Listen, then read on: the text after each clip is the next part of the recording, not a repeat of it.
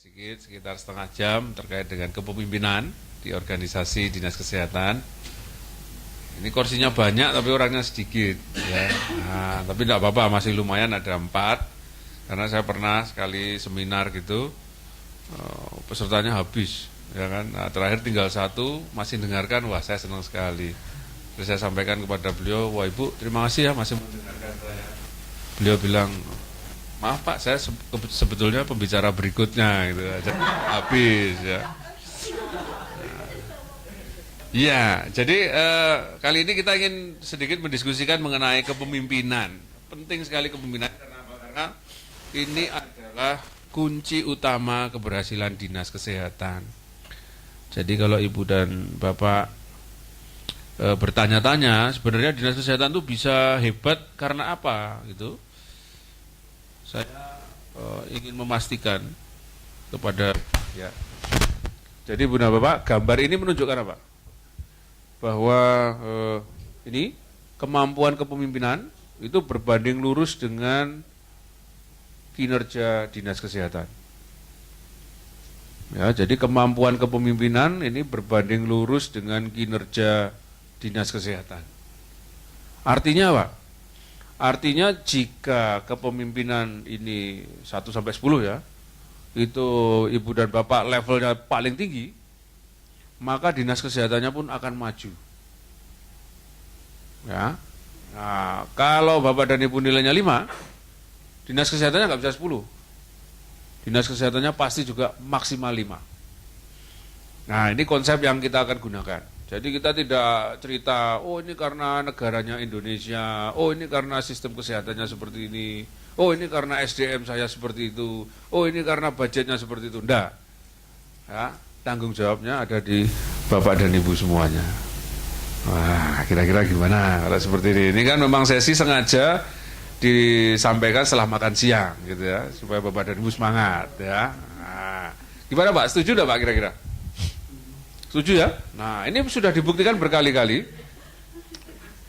Kalau ada kepala dinas turun, ganti, ya, dinas kesehatannya itu bisa naik, bisa turun, gitu, ya. Nah, ini sudah dibuktikan di mana-mana. Nah, saya pernah ke Mimika Pak, waktu itu berkunjung ke Rumah Sakit Caritas ya, ada ya di sana. Nah, oke, nah sekarang apa tanda-tanda organisasi dinas yang baik? Tandanya hanya 3 kalau menurut John MacArthur ini. Apa itu?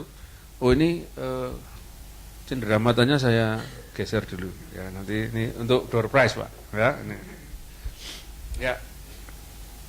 Loh, ini tangannya siapa ini? Ya, jadi ini ada kaget ya. Jadi yang pertama tanda dinas kesehatan yang baik itu ada ketertiban, order, disiplin, ya, tata aturan yang dilaksanakan, bukan tata aturan yang didiamkan, ya, tata aturan yang dilaksanakan. Kemudian ada hasil, ada result.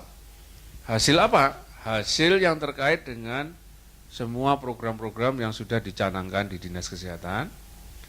Yang terakhir ada perkembangan atau pengembangan, ya, bahwa di dalam dinas Bapak dan Ibu, ya, setelah sekian lama itu terjadi pencapaian-pencapaian yang terus berkembang.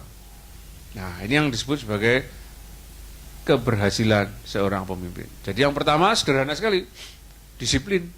Nah, karyawan datang tepat waktu, staf-stafnya, gitu. Jam 7.30, jam berapa sana masuk Pak? Kalau Mimika? Jam 8 kita sudah apel. 8 sudah apel, berarti karyawannya 7.30 sudah harus siap Pak ya. Nah, kalau itu terjadi berarti ada order, ada tata tertib. Nah, gitu. Kalau Ibu gimana Bu? Kota Jayapura? Sama jamnya, tapi yang datang gimana? Jamnya hanya kalau setiap hari Senin itu apel besar. Apel besar. Semua setengah 8. Oke. Kalau Ibu? Ibu dari Kabupaten Jayapura, itu setengah 8. Ya. Apakah stafnya datang sesuai dengan harapan? Nanti jangan-jangan upacara jam 8, staf datang jam 10. Kira-kira gitu nggak Pak Edu? Kira-kira. Kira-kira aja. 50% masih lumayan. Kalau ibu berapa?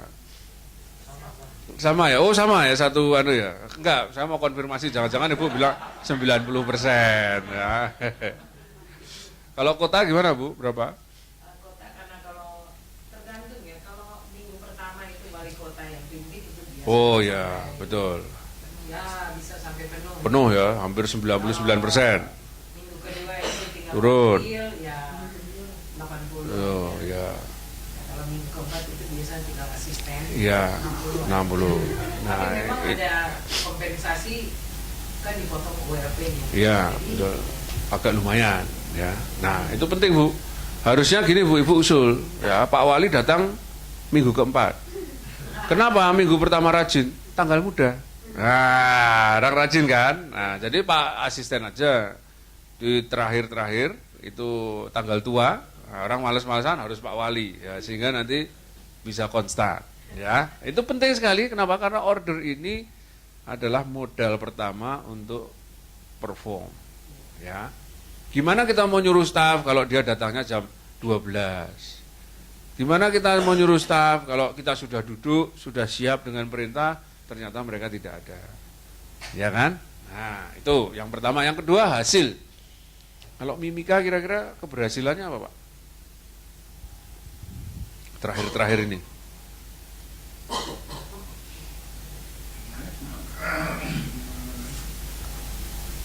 Keberhasilannya ya manajemen yang bagus saja. Kalau manajemennya tidak bagus ya. Nah, Kemudian menjadi dokter yang bagus. insentif bagus pasti bagus nih ya. Juga ya. Kalau menurut Bapak, Semua seperti tadi. ya, Dan juga kadang ya tempuh. jarak tempuh. Kayak itu kalau nggak macet curah hujan. Iya. Membuat transportasi. Gitu, kan. Ya. Faktor alam Pak ya. Ya. Belum lagi faktor orang. Berkelahi dengan istri, wah agak lama sedikit masuknya gitu ya. Nah, tapi kalau dari hasil gimana Pak? Hasil kira-kira apakah semua target-targetnya tercapai? 50-50 ya. Nah, lumayan Pak, 50-50 ya. 50% tercapai, 50% kurang ya. Oke. Nah, kalau di kota gimana Bu? Hasil Kota karena aksesnya tercapai semua, semua bisa di tidak ada hambatan ya. Ya. dengan roda 2, roda 4.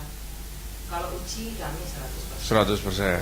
Kalau dengan adanya undang-undang kebersihan semua bekerja, apalagi kita punya target adalah target antara ya adipura. Jadi beberapa penyakit yang disebabkan oleh lingkungan turun. Jadi karena diare udah nggak ada, demam berdarah udah Nah, nggak ada. ini. Malaria kita dari ranking 2 turun ranking 6. Nah, terus kita buka pusat kesehatan reproduksi berupaya untuk ya menekan angka HIV. Ya, Jadi ya. sudah mulai angka HIV/AIDS meningkat memang. Karena bongkahan esnya ini udah mulai terbongkar dan lebih banyak kita menyuruh banyak orang yang tetap memeriksa. Ya, sehingga yang positif jadi banyak ya. Kalau dulu positif ada tapi tidak terlaporkan Tidak gitu ya. terlaporkan. Iya. Nah, itu termasuk contoh dari result. Ya, ini contoh dari result gitu. Nah, sekarang contoh dari development pengembangan. Nah, selama Ibu ada di sana, kantor dinasnya tambah bersih, kemudian ruangannya bertambah. Kalau dulu hanya ada satu rumah, sekarang jadi 2 rumah karena programnya makin banyak, Karena budgetnya makin berkembang. Gitu gimana? anggaran kita meningkat sekarang. Ya, Dan ya. tahun ini akan ada dihasilkan 2 UPTD. Jadi Jadi 1 laboratorium kesehatan lingkungan, ya, termasuk semua pemeriksaan air, kemudian udara untuk menunjang untuk adipura lagi. Ya. Itu bukan adipura, tapi dampak dari adipura itu Ya. kan ke kesehatan. Ya. Jadi semua, tapi tergantung kita advokasi Betul, pemerintah sama betul. DPR. Kemudian UPTD untuk pusat kesehatan reproduksi. Jadi semua pemeriksaan HIV/AIDS semua nanti akan Ya. termasuk di situ. ya, Ada 2 dan akhirnya saya tambah lagi ruangan ada kosong di sebelah. Kita akan sekat karena nanti sebelah akan jadi sementara palang merah. Kita akan Ya. ke situ dan mau wanita dengan karena pegawai sudah penuh sudah sesat, jadi Iya. ada satu bagian yang saya akhirnya Harus dibuka, ya. Tapi teman-teman yang perokok yang mau ke situ, Iya. karena ruangan di dalam saya udah pasang AC, mereka rasa tersiksa. Ya. Jadi akhirnya saya cari ruangan yang ada jendela, Iya. biar kelompok perokok bisa. Kumpul di sana, gitu ya. Kita isolir, gitu ya. Nah, itu adalah tanda dari adanya development. Ya, kalau dulu nggak ada UPT, sekarang UPT-nya hanya 6, sekarang jadi 8 misalnya. Ya, itu adalah tanda-tanda development. Orang-orang yang dulu kerjanya kalau dihitung itu hanya 500 meter persegi, sekarang membutuhkan 750. Nah, itu adalah tanda-tanda development. Kabupaten gitu juga nggak, Bu? Ya mirip-mirip lah ya, gitu. Cuma skalanya beda, gitu ya. Nah, Ini Wamena. oh Pak, ya, Andre saya Pak. Ya, jadi tadi kita cerita Pak bahwa dinas kesehatan itu kemajuannya itu sangat bergantung kepada pemimpinnya. Jadi kalau pemimpinnya hebat, dinas kesehatannya juga ikut hebat. Nah, sekarang tanda-tanda hebat itu ada 3. Ada tatanan, ketertiban, ada hasil, dan pengembangan. Tadi sudah didiskusikan Pak, tatanan itu kaitannya dengan tadi misalnya absen pegawai, ya, disiplinnya datang. Nah, itu kalau di Jogja Bu, dulu absen itu penting sekali sehingga harus pasang amano. Tapi kan banyak yang titip. Nah, terus akhirnya sekarang ya kira-kira 3-4 tahun yang lalu sudah pakai sidik jari. Nah, sidik jari masih juga diakali Bu. Dia pakai kayak itu Tensoplas, ya kan? Nah, silotip ditempel gini itu bisa diakali. Jadi dia nggak kebaca terus asal absen. Nah, akhirnya sekarang keluar yang baru Bu. Dia bisa nyetrum. Nah, jadi kalau kita terlambat itu kita absen pasti kesetrum kita. Nah, nyetrumnya berapa lama tergantung terlambatnya.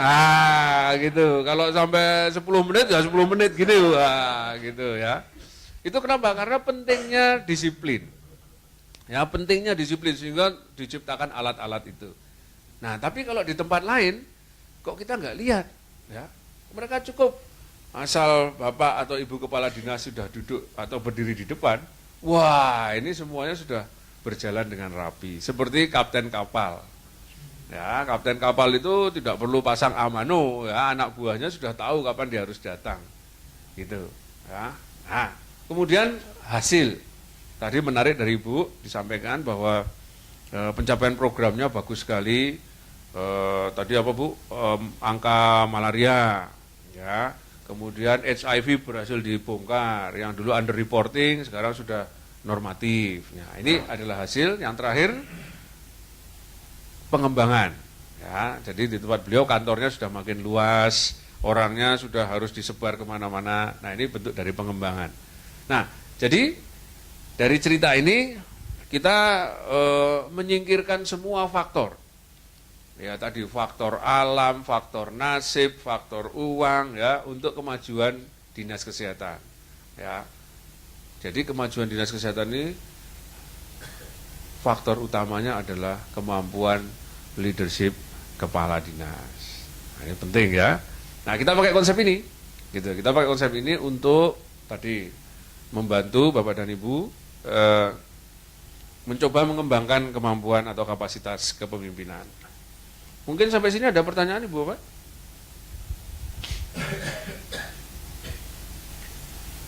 Ya, silakan Bu. Ya, silakan Bu.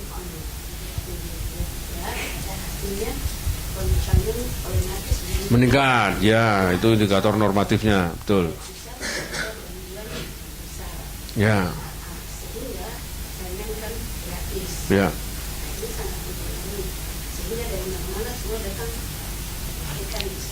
Ya. Ya. Di Dinas Kesehatan Kabupaten Jayapura. Ya. Terus pengembangannya anggaran kami yang dulunya begitu-begitu saja sekarang sudah bertambah. Ya. Terus renstra kami sudah dibuat sudah lebih baik lagi rencana ke depan. Ya. Terus perkembangan program untuk kaya lebih meningkat. Pola kerja diperbaiki. Kami punya kantor itu semua full AC. Full AC. Iya, full Wah, AC. kayak hotel ini Nah, berarti ya. terus Iya, iya, iya. ya seperti hotel, memang betul. Ya. Kantor kami terbaik katanya Ya. di Indonesia. Weh, Katanya itu orang dia. pusat datang muji Ya, memang. ya. Ah, gedung kami full AC. Selama ini kan biasa tidak tertib. Ada yang Ya. merokok apa. Ya.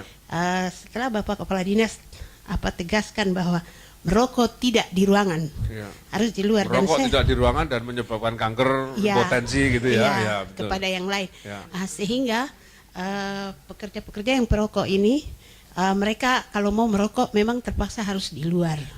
Kebetulan kantor kami dia luas di antara gedung yang pusat yang kantor dengan gudang Ya. itu ada halaman yang luas Ya. sehingga mereka bisa bersantai di luar. Di situ ya. Ya, rokok. Kalau hujan gimana, Bu? Kalau hujan ya Masuk. di gedung tapi di sebelah luar, Oh, di di luar luar, aja. di- Ya di- masih di- tertutup. Oke. Ya. Ya. Terus kami meningkatkan insentif bagi Wah, daerah-daerah yang penting sulit. nih, insentif nih. ya. Iya, karena di kami tidak semua bisa dijangkau oleh roda 2 dan roda 4. Ada Harus juga tanpa terpaksa roda ya, tanpa roda gitu ya. terbang, harus Ya. terbang. Harus terbang terus naik perahu sehingga untuk daerah-daerah yang sulit kami tambah Ya. insentifnya. Ya. Mungkin itu saja, Nah, dokter. itu contoh yang operasional terkait dengan tadi bagaimana kepemimpinan itu bisa mengembangkan organisasi. Ya, jadi itu terjadi karena Bapak dan Ibu Kepala Dinas. Nah, jadi di dalam session ini saya hanya ingin menekankan kemampuan Kepala Dinas itu yang menentukan kemajuan Dinas Kesehatan. Ya, oke, jadi ini cerita-ceritanya banyak, kita skip saja karena sudah sore. Nah, teamwork tadi ya. Nah, sekarang cerita sedikit mengenai kepemimpinan. Caranya bagaimana menjadi pemimpin yang baik. Nah, gitu. Kalau yang biasa dipakai Ibu dan Bapak, jadi Bapak Ibu pemimpin yang hebat itu minimal punya genetiknya. Nah, Andre Pak, saya Pak. Ya. Kalau Ibu kira-kira keturunan siapa, Bu? Pemimpin enggak? Gitu. Kira-kira Bu, kira-kira saya denger gitu dari cerita nenek dulu.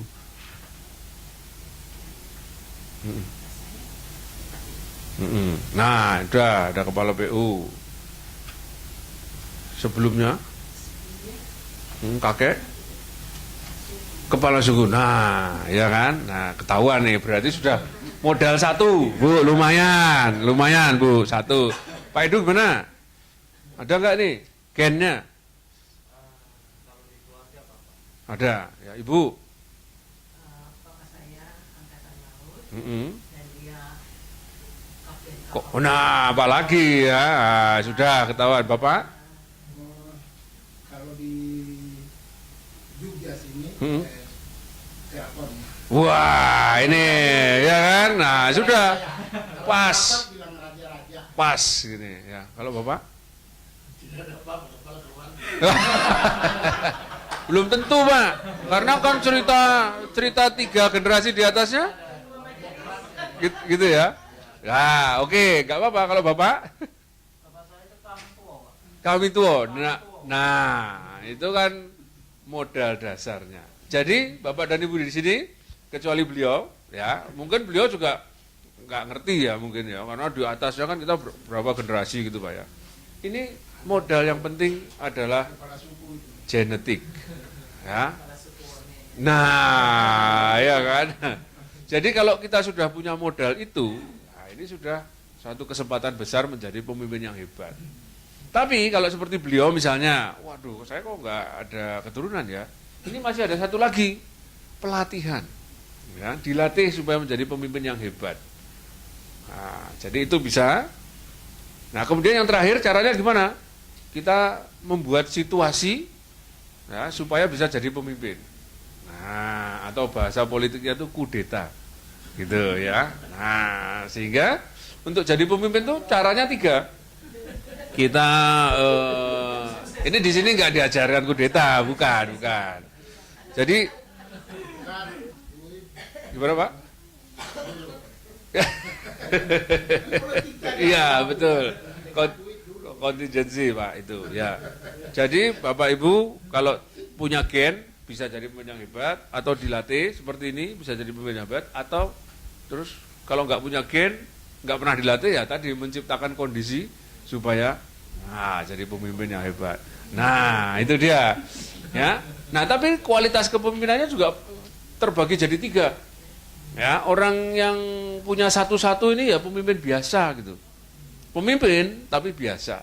Nah, kalau yang 2 ini kombinasi dia.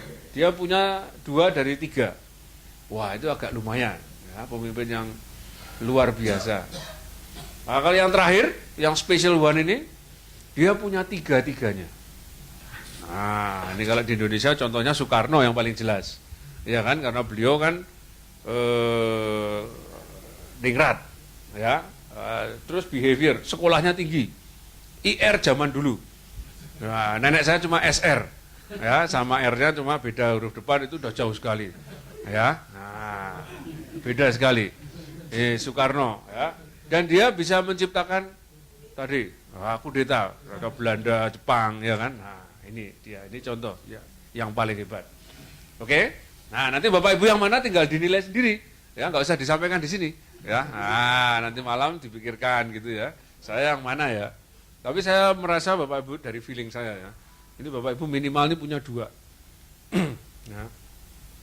Minimal punya 2. Oke. Terus ini yang pertama. Yang kedua, Bapak Ibu harus punya visi. Nah, sebagai kepala dinas harus punya visi. Nah, kalau Wamena apa Pak visinya Pak? Visi kabupaten, visi dinas. Visi dinas Pak. Visi dinas. Itu bahasa malaikat juga. Bahasa malaikat. Kata sedemikian tinggi, tetapi paling kurang artinya semua masyarakat bisa mendapatkan pelayanan. Bisa mendapatkan pelayanan kesehatan. Wah, bagus. Kalau di Mimika Pak, visinya apa Pak? Mimika kalau yang visi ini kan kita masih ini ya, kalau di visi yang baru belum ya. Belum, yang lama aja Pak, yang lama. Yang lama salah satu yang adalah mendapat pelayanan. Oke. Jadi itu kan diambil dari visi misinya Pak Bupati. Oke, diturunkan ya, diturunkan jadi. Oke. Ya. Kalau kota apa Bu visinya? Kami ingin menjadikan dinas kesehatan sebagai penggerak pembangunan menuju kota Jayapura menjadi kota sehat. Oke, penggerak pembangunan menuju kota sehat. Kalau kabupaten? Dinas kesehatan ingin apa tuh merencanakan masyarakat kabupaten Jayapura yang sehat menuju Jayapura baru. Wih, Jayapura baru. Yes. Wah, ini hebat-hebat nih. Tapi menurut Ibu dan Bapak sendiri, Pak Edu juga, Bapak kami tua ini juga ya. Itu visinya kira-kira menyemangati nggak? Tadi beliau sudah bagus sekali. Wah, itu bahasa-bahasa dewa. Nah, kalau bahasa dewa ini berarti sudah tidak mendarat. Ya, nah betul Pak, gak apa-apa. Ini kan kita nggak siarkan kemana-mana untuk kita sendiri ya. Jadi gini Bapak dan Ibu, visi ini adalah sesuatu yang bisa mengubah rasio menjadi emosi. Sehingga sesuatu yang nampaknya tidak mungkin menjadi tadi kota sehat itu kok kayaknya nggak mungkin ya, bisa jadi mungkin. Dari impossible jadi possible. Itu hebatnya visi. Bapak Ibu mau contoh sederhana sekali, saya kembali ke Bapak Soekarno tadi ya.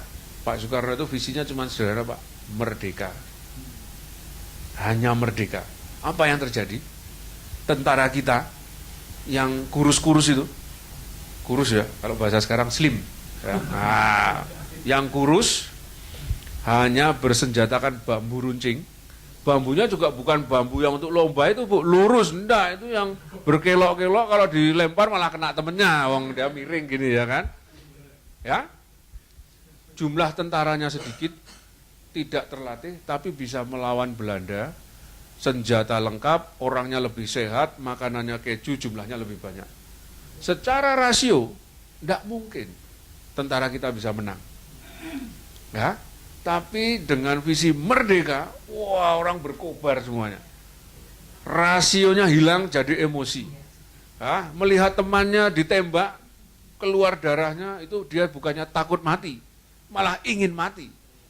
Nah sehingga tentara Belanda itu melihat ini yang saya hadapi bukan orang, katanya. Nah sehingga peluru, bom itu bisa nggak meledak. Karena mereka sendiri waktu melempar sudah ketakutan melihat semangat orang-orang emosional tadi. Nah sama juga kalau kita mau jadikan kota Jayapura kota sehat, kok orang-orang bilang nggak mungkin itu gitu, ya kan? Nah tapi kalau visi tadi betul-betul ditanamkan kepada para follower, itu yakin pasti jadi. Ya seperti dulu kan Indonesia gitu ya, Indonesia Sehat 2010 sudah tercapai? Oh sudah. Artinya apa itu? Di Indonesia yang sehat 2010 orang. Nah, gitu ya. Ya, itu dia. Nah, kemudian yang ketiga, ini penting nih. Cara mempengaruhi pengikut kita, staff, follower. Nah, gimana caranya? Waduh, kok jadi begini? Ya, ini caranya bagaimana? Yang pertama, Bapak Ibu harus punya kemampuan, ya, Bapak Ibu harus dipandang pinter. Nah, sehingga ikut pelatihan seperti ini sering-sering, ya kan? Tapi ya jangan terlalu sering, nanti terus nggak di sana, ya. Nah, ini akan meningkatkan tadi intelijensi dan itu akan membuat follower melihat Bapak dan Ibu sebagai orang yang layak untuk dijadikan pemimpin. Yang kedua, kredibel. Kredibel ini Bapak dan Ibu gampang sekali bahwa kita dipandang sebagai panutan yang disiplin dan bersih. Nah, itu kredibilitas. Nah, kemudian yang ketiga, humanity. Kita melihat follower kita itu sebagai orang, bukan robot. Ya, jadi kalau dia datang bilang, Ibu Kepala Dinas, Pak Kepala Dinas, mohon maaf ini, saya hari ini nggak bisa masuk. Ya, karena harus melayat, oke, nggak apa-apa. Nah, tapi kalau terus 1 bulan kok melayat terus, ya kita perlu tegur, ya toh. Kita bilang, negurnya bukan terus dimarah, gitu, terus dihukum, diupacara, enggak. Kita bilang aja, ini Bapak sekarang di kampung tinggal sendirian ya. Loh kenapa Pak? Kan ini sudah ngelayat 30 kali, berarti 1 RT sudah mati semua, gitu ya. Nah, itu nanti dia tersindir sendiri. Dan dia akan berpikir gitu, ya. Tidak perlu dengan fisik, ya, tidak perlu dengan ancaman karena follower kalau diancam dia bisa membalik nanti. Ya, nah, cukup dengan kata-kata sederhana, wah dia sudah akan berpikir sampai di rumah dan besok janji tidak akan layat, padahal tetangganya meninggal beneran gitu ya. Itu, nah, itu kita suruh layat aja, tidak apa-apa. Nah disiplin, nah ini tadi contohnya Indonesia ini. Kebanyakan follower kita, pengikut kita, staf kita tuh belajar dari ibu dan bapak semuanya. Perilaku ibu dan bapak lah yang dicontoh oleh mereka. Ya, jadi kalau kita bilang gerakan disiplin, datang jam 8, tapi ibu dan bapak datang jam 10, nah mereka akan datang jam 9.30. Gitu. Ya, enggak mungkin kita mengajarkan disiplin tanpa jadi contoh. Ya, kita tidak akan dipandang atau diikuti ya, kalau kita tidak mempraktekkan apa yang kita minta kepada mereka. Nah, terus yang berikutnya idealisme. Wah, Ibu dan Bapak ini dinas itu kan organisasi yang kompleks, ya, bermacam-macam masalahnya. Nah, saya kira lebih banyak masalahnya ya daripada kegembiraannya di dinas. Nah, gitu. Jadi saya lihat kok Bapak Ibu ini serius-serius gitu. Ini karena memang masalah di dinas banyak sekali. Ya. Tapi jangan lupa, idealisme tetap harus dipelihara. Ya, idealisme tetap harus dipelihara. Kenapa? Karena inilah yang akan membedakan Bapak dan Ibu dengan pengikut. Kalau Bapak dan Ibu pemimpin sudah tidak punya idealisme, ya, sudah tidak punya mimpi ke depan, nah itu berarti Bapak Ibu sudah waktunya untuk mundur. Ya, nah ini sekali saya ingatkan lagi, Bapak dan Ibu kalau jadi kepala dinas, kalau sudah diangkat, berikutnya diapakan? Nah, diturunkan. Udah nggak ada yang lain. Kalau sudah diangkat, pasti diturunkan. Ya, nah, jadi Bapak dan Ibu jangan takut untuk punya idealisme yang kemudian punya risiko untuk diturunkan? Enggak masalah. Ya, karena kalau sudah diangkat itu pasti diturunkan. Nah, masalahnya cuma tinggal berapa lama kan gitu. Ya, tapi poinnya sama. Siap naik, siap turun. Nah, pas di atas, jangan kehilangan idealisme. Nah, ini penting ya. Oke.